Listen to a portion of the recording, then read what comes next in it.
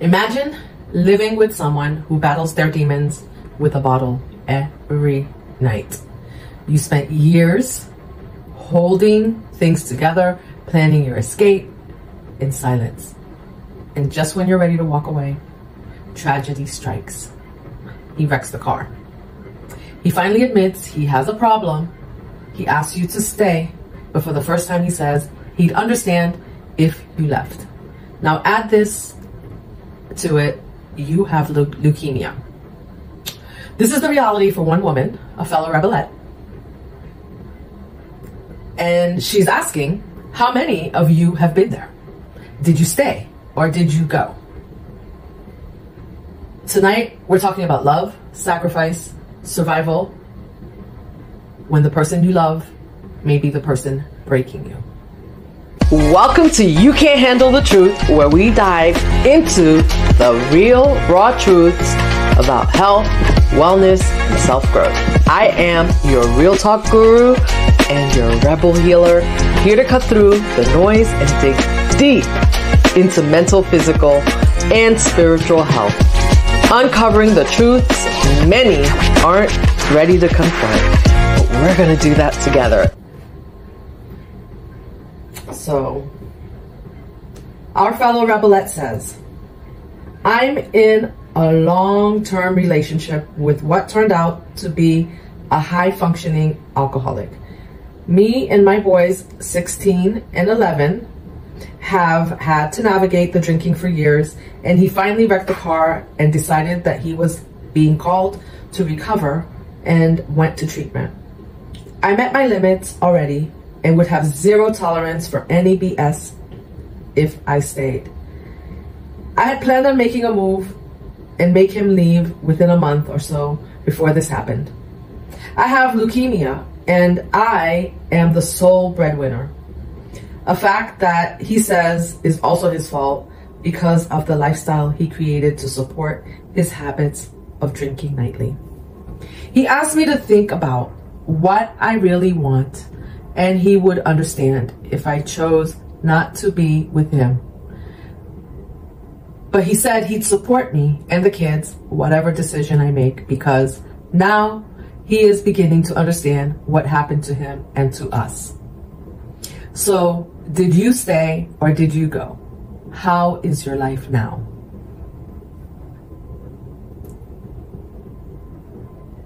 For this one, today, I'm not going to comment. I personally have, I've been a functioning alcoholic. You know, when I went through my divorce, I was a functioning alcoholic. I could drink and then get up the next morning and go to work. So I know that people can get over it, but when it's breaking you, that's a different story, right? I know that people sometimes use substances to appease themselves, to get through situations. I'm not saying it's good or bad or indifferent. I have no judgment. There's no judgment here. But when it's breaking you, you know, it could be time to make a decision that's right for you, right? So let's see what others have said, and especially because, you know, this man, I'm just gonna say this, through this man seems like, she says he's a functioning alcoholic, but she also says he's not working. So I don't know what she considers to be high functioning, because this man, she's been working to support the family, him and her children, who are not his children. And he's at home drinking all day while she's working. So this is, you know, this is definitely a problem. And then now he's wrecked the car. But let's see. I mean, he's now going to rehab, right? So let's see what others have to say about this.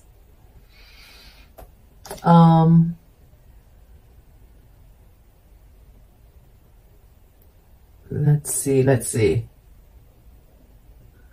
Someone says, this is a top comment here, and it's a little long, but I'm gonna be talking a little bit less and reading a little bit more. So you guys bear with me. And as we go through, please drop comments and let me know if you've known anybody in this type of situation, or if you've been in this type of situation, or if this has been you. Let me know. Okay, so someone says, decided that he was being called to recover. So she's kind of putting in quotation marks what he said, that he's decided that he's been called to recover. This reeks of religious fundamentalism, which of course is the larger problem in my view. The language you've used in your post seems to indicate that this man is still not seeing himself as the problem. He is now beginning to understand what happened to him. Nope, this is blame shifting language. He needs to understand what he did, the choice he made. I can't advise you on your current choices because it's been 30 years since I separated from the dysfunctional father of my children. He continued on his very myopic and dismissive path for about 20 of those years. And it's only been in the past 5 years or so that he's been capable of initiating a healthy relationship with his kids. He was never a bad guy at all. Always meant to do the right thing, but simply could not accept any ideas outside his narrow, somewhat narcissistic viewpoint. The struggle was real for me as the single parent of 2 young children who only rarely saw their father and only got $140 a month in child support. But I would not change a thing. Raising those kids in that environment would have been teaching them the wrong lesson about life. Yeah, so this lady says that, you know, decided, you know, when he says, I've decided that he's being called to recover, and he's now beginning to understand what happened to him, and he's drinking. Yes, there's probably some trauma along with that, right? That came along with the drinking, but it is blame shifting, right? It's nobody's fault if you're picking up a bottle every day and you're drinking. It's not. Like, you cannot blame this on someone else. So if you're going to heal and you're going to make a decision to heal, you're going to have to take accountability and responsibility for your choices and call it yours and move on from there. Because and if any of you out there have recovered, you know, drop me a comment too, because it's already a hard enough path, right? And then now, if you're blaming others, that means how are you going to heal and move forward if you're not taking responsibility for your part and what you've done? Although there may have things that, maybe there have been people that have enabled, or there have been situations that have been stressful, and maybe this is how you saw people deal with things, but it's still, you are the one that is picking up and deciding to drink every day. I was the one that was picking up and deciding to drink, right? When I was going through my divorce, and so I cannot blame that on anyone else, right? It's just a bad coping mechanism, honestly. So, okay. And then someone else says, sounds like he wants to leave. You should know that men often abandon their wives after a cancer diagnosis. Please hire the best divorce attorney you can and get out of this marriage as cheaply as you can. You will probably have to pay him off like I did as the breadwinner. Wow. I think I heard that before, that men leave their wives after a cancer diagnosis. I wonder what the statistics are on that. If you all know, if you guys can Google and drop it in the comments, let me know, because I would love to know what the statistics are on that, if there are any. Someone else wrote, I never got the opportunity after recovery. He chose alcohol over me for many years. Always was a funny guy. I used to call him Tony Robbins when he was drunk. Always the motivational speaker when drunk. For years, such a funny guy, until he put his hands on me. Unfortunately, his 3 kids saw me have to defend myself with a kitchen knife and make them homeless all in the same day. My house, his oldest, where is that? My house, his oldest was an adult. Still wasn't enough for him to stop. Take your kids and go live the healthiest, best life that you can for you. It'll be hard, or like a fresh start, but do it. I wish you so many good things. Someone else says, I left a 15-year relationship with my bipolar ex, and I must say it's been amazing. It was super challenging at first, but now 3 years later, it's wonderful to spend my evenings relaxing and doing what I want and not having to deal with him. Follow your heart, do what's best for the kids, get a lawyer. Someone else asked, did he take his meds or was he non-compliant? I mean, that would make a difference. If he's got meds that he's going to take for bipolar or whatever, then he should take that.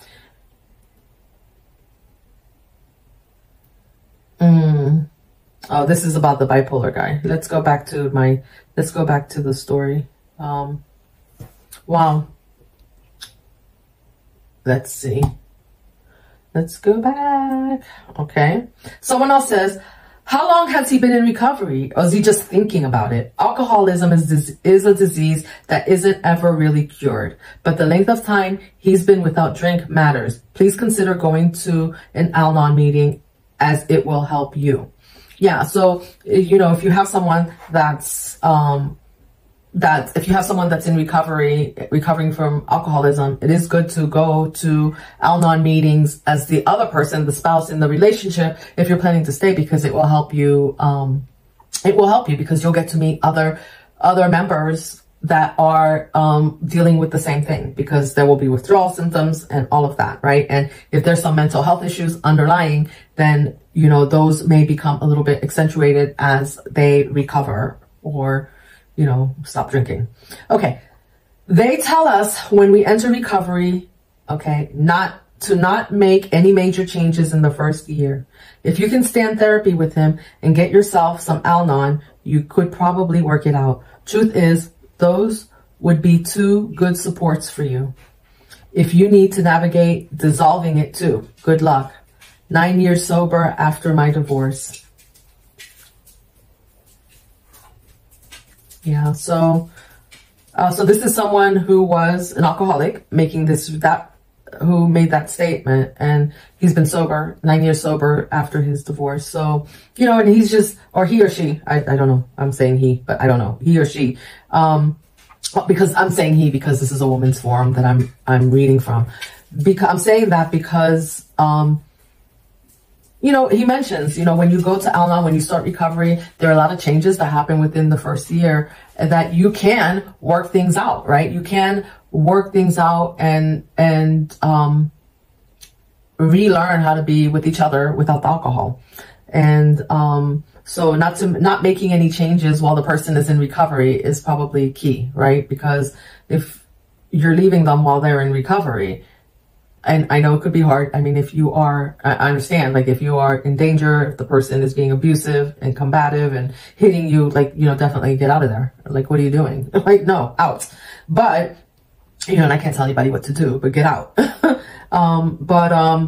But yeah, but like, don't make any hasty changes while the person is trying to recover, right? So far the person has to take accountability, and the person has to admit that, not push the blame onto anybody else for their behavior. They have to admit that the behavior is theirs, that they perpetuated it. And then, you know, as the person that's with the alcoholic, you know,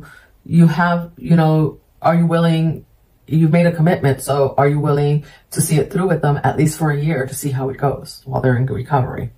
I think that's very sound advice. So someone else says, I stayed and he chose our kids over me, over the addiction. Now we are the happiest. See, that's what I just said. This is someone else. I love this. So I stayed and he chose our kids and me over the addiction. Now we are happier than ever. But it was a really long and hard road to get there. And this road is not for everyone. I really don't know if you need strength or stupidity to ride this road. I think part of the reason I stayed was I grew up never knowing my father, and I didn't want my kids to have to deal with that. Nor did I want them to have to choose between their parents. Another reason I stayed was he wasn't abusive. Don't get me wrong. When he was drinking, our fights were epically bad, but they never got physical. I'm still shocked our neighbors never called the cops for our screaming matches. The only time he ever got physical was the final night he drank. I won't go into details because it can be triggering for some, but I had him arrested. He went to jail and was not allowed to be around any of us. He had to go to court a few times, but followed every rule, regulation, statement, or suggestion the judge made, and was put on probation for 2 years while also going to anger management and addiction classes. He had started going to AA by his own choice before the judge's ruling, so that helped in his case. We eventually started talking and got a lot of our issues on the table. When we got to the point of him moving back in, I laid down my own rules, of which The number one was that if he ever touched a drop of alcohol again, he would be out of our lives. No warnings, no chance, no leniency. He would be gone. He will celebrate his 14-year sober towards the end of this year. We still wind up dealing with ramifications of the addiction, some mental, some emotional, and some physical. But we face those issues together. He is completely back to the man I fell in love with. He's working, and now we laugh together as much as we used to scream at each other. We have truly become the team I always hoped we could be. I love that because there's hope, right? Like, not everybody has to leave, but you have to set boundaries. There have to be boundaries in your relationship. There have to be boundaries as to what you will tolerate and what you will not. And, you know, it's unfortunate in her case that she didn't go into details, but it was unfortunate that she had to get to the point where it escalated to the point where he was maybe being abusive. I don't know what happened. And then she had to call the cops, have him arrested. He went to jail. So, you know, it was probably pretty bad, right? At that point. And, but the fact that he was willing to come back and and, you know, maybe sometimes, and again, I'm not saying stay in an abusive relationship. Yeah. So, you know, that is, I think it's beautiful that you can celebrate, you know, that she's able to celebrate after such a grueling time, you know, and, you know, sometimes it's so easy to give up on a relationship. And sometimes, that's what I wanted to say, that sometimes it takes, a major event or something to happen to really, like, for the light bulb to come on, right? And so we're all at different spaces and different places. So there should never be any judgment about why somebody stays with someone, if they're drinking or not. It's a lot more of a physical safety concern and a physical health concern, right? So we're going to move on. Someone says, wow, that's beautiful. My husband is similar. Never laid a hand on me or boys, just verbally abusive while drunk, which is bad too. That's bad, right? I'm also not sure if this path is stupidity or strength either, you know, but I do know that the old me that didn't know how to set boundaries is effing gone. She's dead. The ruthless me is back. I'm considering whether to make him move out until he's shown his growth rather than a relate situation. I'm currently contemplating just to make sure it's very black and white for him and us. Thank you for your thoughtful comments. I guess that was from the user. That was from the lady. Like, she's like trying to figure out what she wants to do.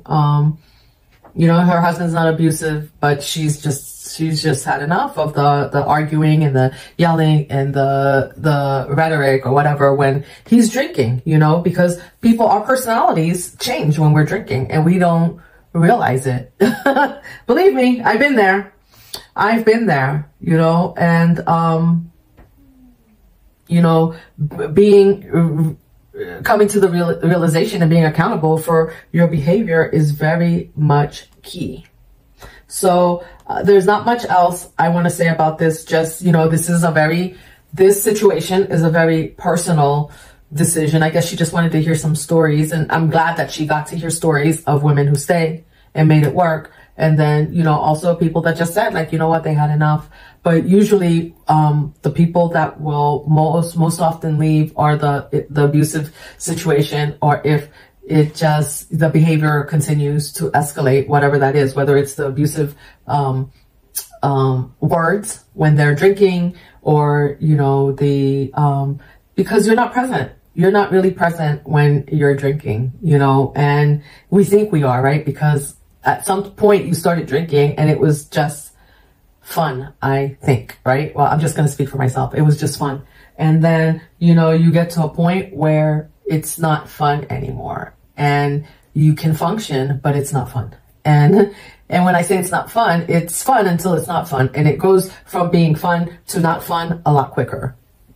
During the drinking episodes and the escalation, because, you know, when you're drinking, you become uninhibited. They don't call it spirits for no reason, right? They don't call the alcohol spirits for no reason, because there's some spirit out there that takes over when you're drinking that turns you into a completely different person. And you hear this a lot. You see this, or you heard this a lot in what I was reading to you, like, right? Because the personality just switches and you don't know why. You don't know where the thoughts go. I don't, like, I can't tell you like where my thoughts go, where my thoughts start to ruminate, and what I think when I'm drinking that causes me to say certain things or act certain ways that I would otherwise not do. And so, but that's for me to be accountable for that behavior. I can't ask anyone else to do that. And if I'm with someone and they decide like, hey, I don't want to deal with that anymore, or I don't, I can't live this way anymore, then I can't force anybody else to do that either. And we can't force anyone else. But at the same time, we